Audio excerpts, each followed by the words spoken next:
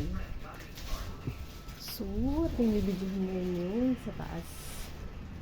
Ano nangyari? Wait lang guys, sakit lang.